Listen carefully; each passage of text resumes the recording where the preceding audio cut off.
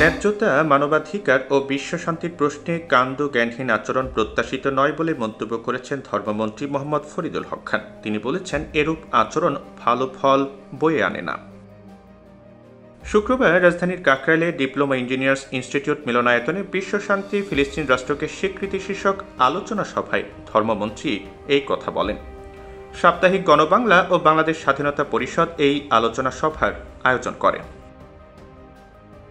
এ সময় ফরিদুল হক খান বলেন, স্বাধীন ফিলিস্তিন রাষ্ট্র ও এর জনগণের অধিকারের পক্ষে বাংলাদেশ সবসময় সরব ভূমিকা পালন করে যাচ্ছে। বাংলাদেশ সবসময় ফিলিস্তিনি জনগণের ন্যায়সঙ্গত দাবির পক্ষে। সভ্যতা, মানবাধিকার, শান্তি ও সহাবস্থানের প্রশ্নে ফিলিস্তিন ইসরায়েল সংকটের শান্তিপূর্ণ সমাধান অত্যন্ত জরুরি। সমসাময়িক বিশ্ব রাজনীতির অন্যতম দূরদর্শী নেতৃত্ব বাংলাদেশের প্রধানমন্ত্রী জননেত্রী শেখ হাসিনা এই সংকটের সমাধান চান পূর্ব জেরুজালেম আল কুদ্দুস আল শারিফকে রাজধানী রেখে দ্বিরাষ্ট্র তত্ত্বের আঙ্গিকে 1966 সালের সীমানা ভিত্তিক একটি ফিলিস্তিন রাষ্ট্র গঠনের মাধ্যমে। আমিও মনে করি এটি ফিলিস্তিন ইসরায়েল সংকটের সবচেয়ে ভালো সমাধান।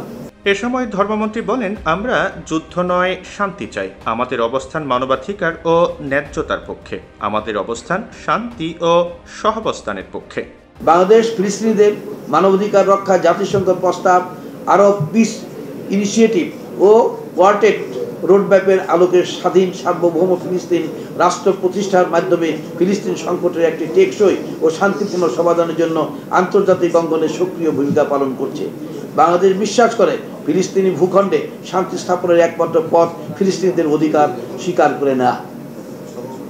সহিত উপস্থিতি, আমরা যুদ্ধ নয়, শান্তি চাই। আমাদের অবস্থান মানবাধিকার ও ন্যায্যতার পক্ষে। আমাদের অবস্থান শান্তি ও গণতন্ত্রের পক্ষে। শোষক ও শোষিতের মধ্যে আমাদের অবস্থান সবসময় শোষিতের অনুকূলে। বাংলাদেশ আওয়ামী লীগের শিল্প ও বাণিজ্য উপকমিটির সদস্য লায়ন মশিউর রহমানের সভাপতিত্বে সভায় প্রধান অতিথির বক্তব্য রাখেন পররাষ্ট্রমন্ত্রী ডক্টর হাসান মাহমুদ। আজকে সমগ্র পৃথিবী ফিলিস্তিনিদের দাবির প্রতি সমর্থন জানাচ্ছে। মার্কিন যুক্তরাষ্ট্রের বিশ্ববিদ্যালয়গুলোতে বিক্ষোভ অব্যাহত আছে। ইউরোপের বিশ্ববিদ্যালয় অক্সফোর্ড, কেমব্রিজ সহ ইউরোপের বিশ্ববিদ্যালয়গুলোতে বিক্ষোভ হয়েছে। মার্কিন যুক্তরাষ্ট্রের MIT, হার্ভার্ড সহ বিভিন্ন বিশ্ববিদ্যালয়, পৃথিবীর শীর্ষস্থানীয় বিশ্ববিদ্যালয়গুলোতে শিক্ষকরাও মাঠে নেমেছে। এছাড়া এই সভায় উপস্থিত ছিলেন ঢাকা 4 আসনের সংসদ সদস্য ডক্টর মোহাম্মদ আওলাদ হোসেন, বাংলাদেশ আওয়ামী লীগের কেন্দ্রীয় কমিটির সদস্য বলরাম পোদ্দার, IDEBর সহসভাপতি প্রকৌশলী মোতালেব হোসেন প্রমুখ।